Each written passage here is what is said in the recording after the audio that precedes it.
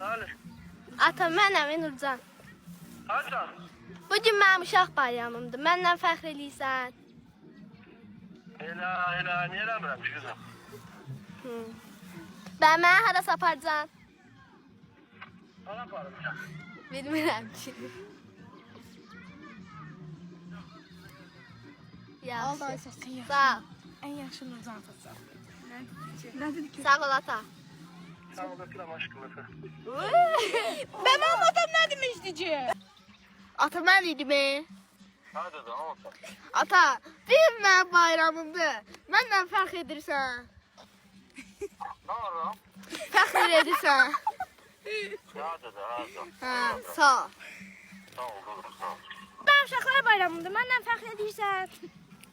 Ha, niyə eləmirəm canım? Bəs mən hara aparsam? Necə? Bəs mən hara aparsam? Hara aparacam? Hə. Hara ürək istəsə? Yaxşı, sağ ol. Məndən fəxr edirsən. Hə. Mən hara aparsam? Mən hara aparsam? Mən hara aparsam? Neyse, işten gəlmə aparacam da. Hə, sağ. Sağ ol. Mənimlə fəxr edirsən. Hə. Bəs mən hara aparacaqsan? Hani? Bəli. Sen dünya hapsi kırağına. Yaxşı. Parka gitti. Ne olmuş ki? Heç də sorun çurdum. Ha, buna parka gitti. Hə, öpürəm, sağ ol. Sağ ol, ben de sana öpürüm.